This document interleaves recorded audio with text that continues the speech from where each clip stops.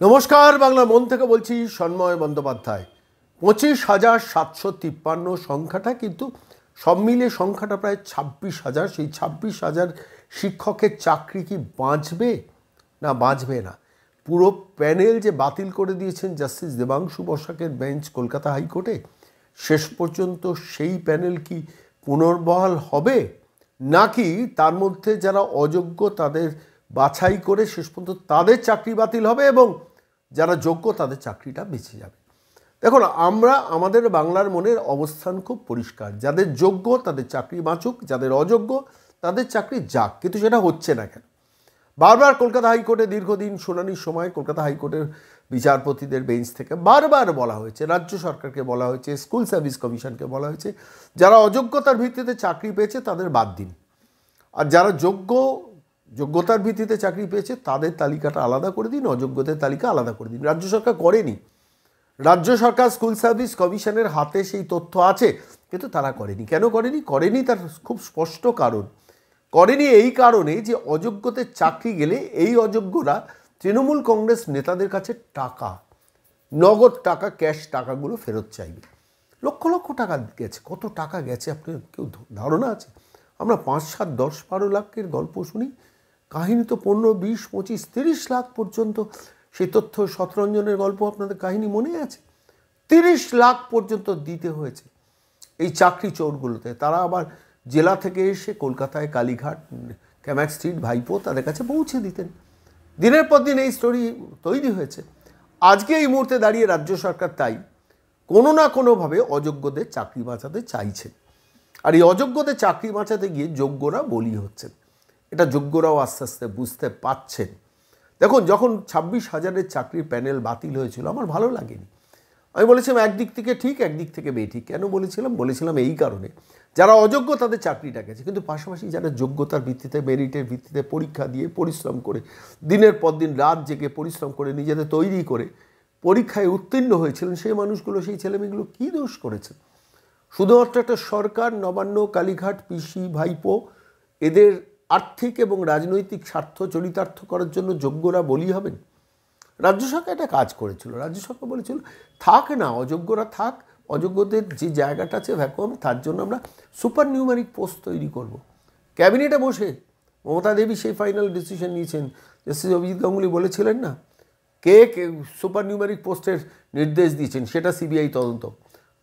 মরি করে রাজ্য সরকার গিয়ে সুপ্রিম কোর্টে তো স্টে অর্ডারের জন্য অনেক সময় সেখানে রায় বেরিয়ে আসে, ফলে সেখানে গিয়ে সেখান থেকে একটা স্টে অর্ডার এনে ক্যাবিনেটের বিরুদ্ধে সুপার নিউমেরিক পোস্ট ক্রিয়েশনের ব্যাপারে যে সিবিআই তদন্ত রায় দিয়েছেন জাস্টিস গাঙ্গুলি, সেইটাকে কোনো রকমের স্টে অর্ডার করে আটকে রেখেছেন। কিন্তু সিবিআইকে তদন্তের নির্দেশ দিয়েছেন, সেই সিবিআই সেটা নিয়ে তদন্ত করছে কিনা জানি না। কিন্তু আজকের মূল বিষয় জাস্টিস সঞ্জীব খান্না, তিনি অধুনা প্রধান বিচারপতি জাস্টিস চন্দ্রচূড় রিটায়ার করার পর এদিন 12 তারিখ তার শুনানি ছিল। 3 পক্ষ না 4-5 পক্ষ হাজিরা দিয়েছেন। সেখানে যারা মামলা করেছিলেন তারা হাজিরা দিয়েছেন, সেখানে স্কুল সার্ভিস কমিশনের আইনজীবী দাঁড়িয়েছেন, সেখানে রাজ্য সরকারের আইনজীবী দাঁড়িয়েছেন, এবং যারা চাকরি চলে গেছে তাদের তরফ থেকে দাঁড়িয়েছেন কল্যাণ বন্দ্যোপাধ্যায়। অঙ্কটা বোঝা গেল কিছু পরিষ্কার। কল্যাণ বন্দ্যোপাধ্যায় তৃণমূল কংগ্রেসের সাংসদ, মমতা বন্দ্যোপাধ্যায়ের দক্ষিণস্থ, তিনি দাঁড়িয়েছিলেন যাদের চাকরি চলে গেল তাদের হয়ে। কল্যাণ বন্দ্যোপাধ্যায় কি তাদের কাছ থেকে ফিজ নিয়েছেন? না, আমার নিশ্চিত ধারণা, এটা আমি চোখে তো দেখতে যাইনি, বিনা পয়সায় এটা লড়ছেন। তার কারণ যাদের চাকরি চলে গেছে তাদের স্বার্থটা তো তৃণমূলের স্বার্থ। অর্থাৎ তারা চাকরি চলে গেলে তারপর তো তৃণমূল কংগ্রেস নেতাদের ধরে একদম পরিষ্কার ক্যাশ, নগদ টাকা ফেরত চাইবেন এবং নাম ধরে ধরে এক্সপোজ করে দেবেন। ফলত কল্যাণ বন্দ্যোপাধ্যায় তাদের হয়ে লড়াই করতে গিয়েছেন, এবং গিয়ে সেই সুপ্রিম কোর্টে যে কিছুক্ষণে শুনানি হয়েছে জাস্টিস সঞ্জীব খান্নার বেঞ্চে, কি হয়েছে সেটা আমি আপডেট শোনাবো। অ্যাডভোকেট ফিরদৌস শামীমকে আমি সরাসরি সুপ্রিম কোর্টের এর কক্ষতে তিনি ছিলেন শুনানির সময়, সেখানে সেই সওয়াল পর্বে ছিলেন, এবং তিনি বেরিয়ে এসেই তাকে ধরাতে তিনি আমাদের কাছে কি ঘটনা ঘটেছে সেটা বললেন 65B একটা এভিডেন্স অ্যাক্ট আছে, সেই এভিডেন্স অ্যাক্ট নিয়ে কল্যাণ বন্দ্যোপাধ্যায় সওয়াল করতে গিয়েছেন। এভিডেন্স অ্যাক্টের দোহাই দিয়ে কোনো না কোনোভাবে অযোগ্যদেরও চাকরি বাঁচানোর চেষ্টা করেছেন কল্যাণ বন্দ্যোপাধ্যায়। সেটা সুপ্রিম কোর্টের প্রধান বিচারপতি ধরতে পেরেছেন সঞ্জীব খান্না। এই কারণেই তিনি জাস্টিস সঞ্জীব খান্না ধরতে পেরেছেন এবং ধরতে পেরেই বলেছেন যে না, এই রিট পিটিশনে আমি সেই জটিলতায় ঢুকবো না। 65B এভিডেন্স অ্যাক্ট প্রয়োগ করা যাবে কি যাবে না, আমি তাতে যাব না। আমি মূল কথা, প্যানেল বৈধ না অবৈধ, আমি সেই বিচারে যাব। ওই এভিডেন্স অ্যাক্টটা লোয়ার হাইকোর্টে যখন শুনানি হয়েছে সেই সবের বিচার্য ছিল। আমার এখানে পুরো ব্যাপারটা এসছে যে প্যানেল বৈধ না অবৈধ, আমি সেটা শুনব। এই পর্বে একটা খুবই ইন্টারেস্টিং ঘটনা ঘটে, এটাও আজকে বলে রাখা দরকার। চাকরি প্রার্থী বা অন্যান্যদের তরফ থেকে বলেছেন জানুয়ারি মাসে স্যার শুনানির ব্যবস্থা করুন, মাই লর্ড জানুয়ারি মাসে শুনানির ব্যবস্থা করুন। প্রধান বিচারপতি রাজি হননি। তিনি বলেছেন খুব গুরুত্বপূর্ণ বিষয়, এটাতে আমি পিছোতে রাজি নই। ছুটিতে যাওয়ার আগেই আমি শুনব, সময় দেব, এবং 19 তারিখ সকাল 10:30টার সময় শুনানির দিন ধার্য করেছেন। প্রথম সকাল 10:30টার শুনানি, মানে প্রথম শুনানি হবে 19 তারিখ। খুব ভাইটাল ইস্যু, 26,000-এর ভাগ্য জড়িত। আমি ওদিন 19 তারিখ সকাল 10:30টায় এই মামলাটা শুনব। আমি বলছি এই কারণেই তিনি জাস্টিস চন্দ্রচূড় নন, এই কারণেই তিনি জাস্টিস সঞ্জীব খান্না। আমরা অভয়া মৃত্যুকাণ্ডে দেখেছি সুমোটোভাবে সুপ্রিম কোর্ট সেই কেসটা নেওয়ার পর আজকে অভয়া মৃত্যুকাণ্ড কোথায় গিয়ে পৌঁছেছে তার তদন্ত প্রক্রিয়ায় সুপ্রিম কোর্টের কী ভূমিকা, আমি সমালোচনা করছি না, কিন্তু ভূমিকা আপনারা দেখেছেন। আমি বিস্তৃত বিবরণে যাচ্ছি না, আপনারা সবাই জানেন। সেই সময় যিনি দায়িত্ব নিয়েছেন জাস্টিস চন্দ্রচূড়, আজকে এই মামলাটাকে দেখুন, উনি চেষ্টা করে, উনি চাইলেই পারতেন মার্চ মাসে একটা শুনানি, অর্থাৎ এই 4 মাস আরও এই যোগ্য অযোগ্যরা পেন্ডুলামের মতো দুলত। আমি বলছি যে বিচার ব্যবস্থাতেও যদি ঠিকঠাক বিচারের গুরুত্বটা কোনটা কতটা সিরিয়াস যদি মহামান্য বিচারপতিরা বোঝেন, তাহলে মানুষের কপালটা একটু খোলে।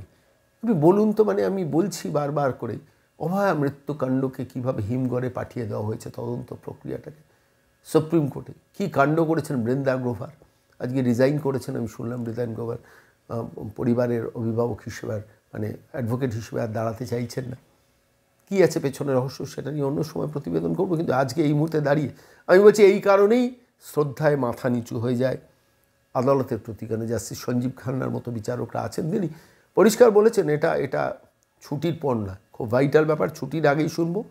এবং 25শে ডিসেম্বর উপলক্ষে ছুটি হয়, জানেন, শীতের ছুটি, শীতকালীন ছুটি একটা সুপ্রিম কোর্টে থাকে, বলে এটা খুব দ্রুততার সঙ্গে শুনবো। এবং 19 তারিখ সকাল 10:30টায় শুনবো, আপনারা সব পক্ষ অবশ্যই হাজির হবেন। দিস ইজ হোয়াট বেঙ্গল এই পিপল নিডস। আদালতের প্রতি শ্রদ্ধা বাড়ে, সম্মান বাড়ে এই কারণে।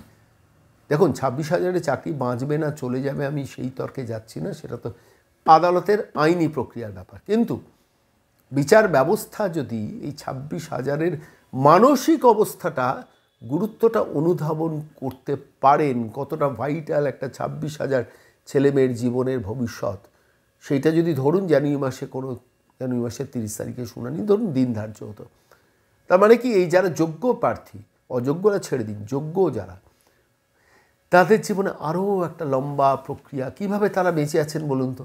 যোগ্যতার ভিত্তিতে চাকরি পেয়েছেন, কেউ বিয়ে থা করছেন, সংসার করছেন, পরিবার আছে, বাবা মা আছে, সমাজে তাদের শিক্ষক হিসেবে নাম মর্যাদা আছে, সেই মানুষগুলোর জীবনে আবার একটা লম্বা ডেট পড়া, কি তাদের মানসিক অবস্থা হতো। তারা তো অন্তত জানলেন যে আমাদের সামনে 19 তারিখ, চাকরি থাক কি না থাক 19 তারিখ আমাদের শুনানি হবে। এই কারণেই তিনি সঞ্জীব খান্না। কর্নিশ স্যার, আমি বিচার ব্যবস্থার প্রতি শ্রদ্ধা বাড়িয়ে দিন জাস্টিস সঞ্জীব খান্না। আমি কি রায় হবে আমি জানি না, রায় তো আইনি প্রক্রিয়ায়, আইনে যদি ধোপে না টেকে 26,000-এ চাকরি যাবে, আর যদি ধোপে টিকে যায় তাহলে 26,000-এ চাকরি যাবে না, অযোগ্যদের চাকরি যাবে। কিন্তু অযোগ্যদের চাকরি যাওয়া উচিত, সেই তালিকাটা রাজ্য সরকারের কাছে থাকা সত্ত্বেও রাজ্য সরকার স্কুল সার্ভিস কমিশন দিচ্ছেন না দিনের পর দিন, শুধুমাত্র এই কারণে যে এদের চাকরি চলে গেলেই এরা তৃণমূলকে একদম ফায়ারিং স্কোয়াডে দাঁড় করাবে। সেই ভয়ে মমতা, সেই ভয়ে অভিষেক এই private limited company school service কমিশনকে দিয়ে, এবং অবশ্যই ব্রাত্য বসুর টিম স্কুল সার্ভিস কমিশনকে দিয়ে এই খেলাটা খেলাচ্ছেন। আমি আজকে সরাসরি চলে যাব সুপ্রিম কোর্টে আপনাদের নিয়ে, সেখানে ফেরদৌস শামীম আইনজীবী আমাদের প্রশ্নের জবাব দিয়েছেন। কি বলেছেন, অন্য একটা দিক 65 এভিডেন্স অ্যাক্ট নিয়ে খেলতে গিয়েছিল, সেটা হয়নি। কি বলেছেন ফেরদৌস শামীম, সুপ্রিম কোর্টের প্রসিডিংস নিয়ে শুনুন। বলছি, গতকালই আপনি দিল্লি রওনা হয়েছিলেন, দেখেছিলাম যে এই এর 26,000 চাকরি চলে যাওয়ার শুনানিতে ফিজিক্যালি অ্যাপিয়ার করার জন্য। তো এদিন তো একদমই। সুপ্রিম কোর্টে মামলাটা উঠেছিল, কার বেঞ্চে উঠেছিল এবং কি হলো একটু বলবেন? হ্যাঁ, প্রধান বিচারপতির বেঞ্চে আজকে 2টোর সময় মামলাটি রাখা ছিল এবং একজন আইনজীবী তিনি মেনশন করেন, কারণ এই মামলাটি দীর্ঘ শুনানির প্রয়োজন বলে, কিন্তু সেই সময় তিনি কিছুটা শুনানি চলেছে খুব স্বল্প সময়ের জন্য।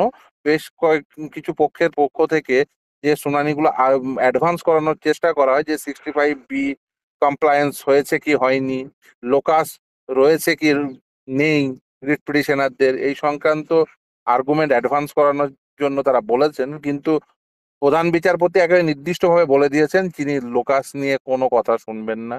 তিনি ইভেন রিট প্রসিডিংস এর 65B, সেই রিট প্রসিডিংস এর 65B কে তিনি জানেন কিভাবে ডিল করতে হয়।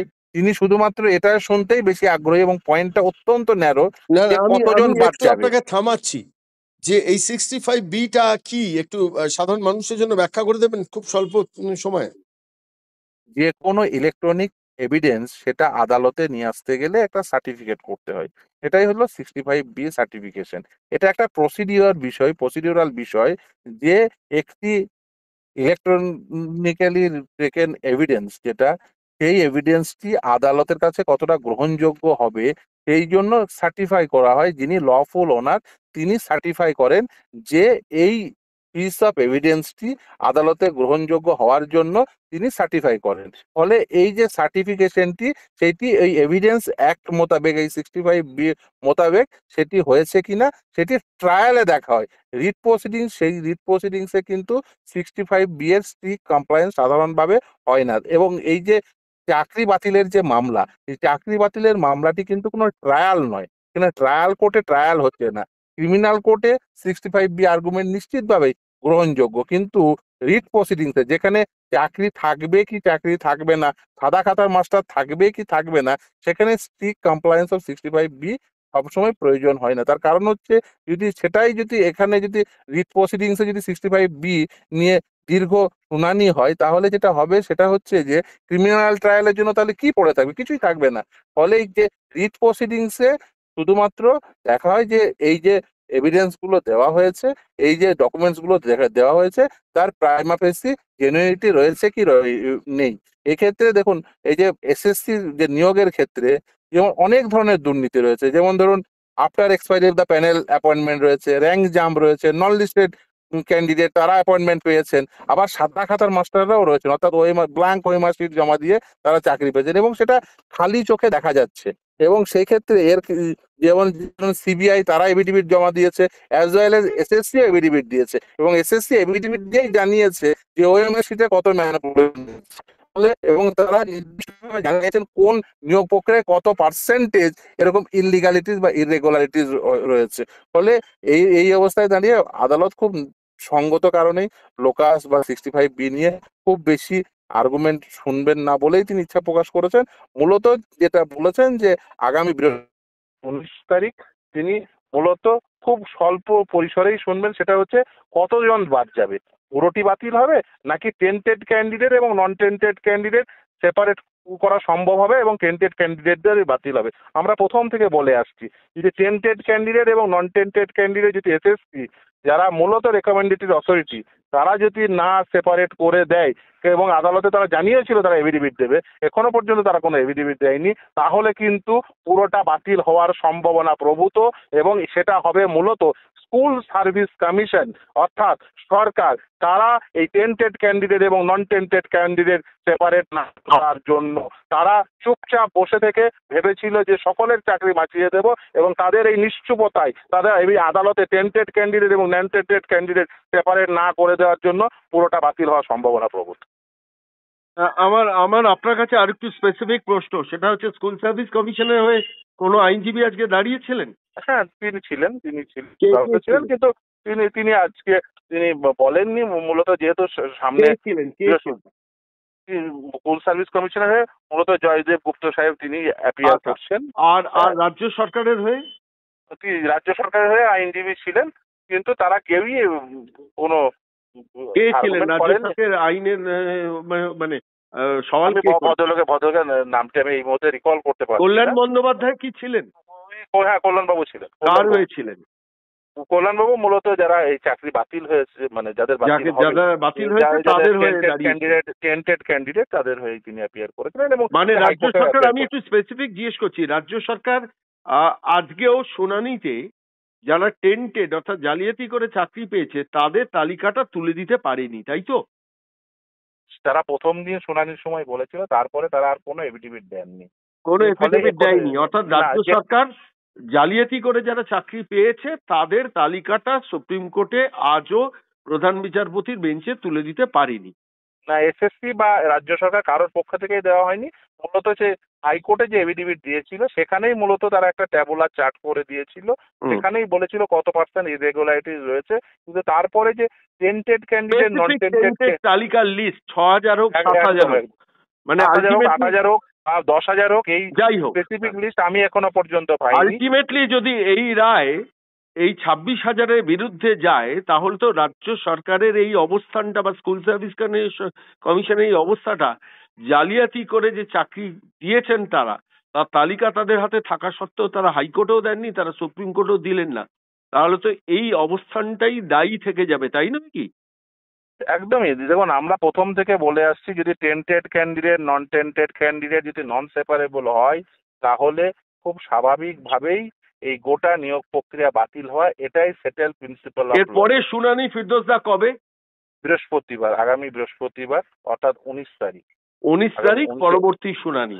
এবং টপ অফ দা বোর্ড থাকবে, অর্থাৎ একেবারে লিস্টের উপরের দিকে থাকবে। তিনি মানে 26,000-এর ভাগ্য নির্ধারণের প্র্যাকটিক্যালি ফাইনাল দিন হয়ে যেতে পারে 19 তারিখ, হয়ে যেতে পারে। একদম, সেদিন শুনানি হওয়ার সম্ভাবনা প্রভূত। কারণ আদালতে আমরাও জানিয়েছি যে যাতে টপ অফ দা বোর্ড থাকে, এবং তিনিও বলেছেন যে টপ অফ দা বোর্ড থাকবে।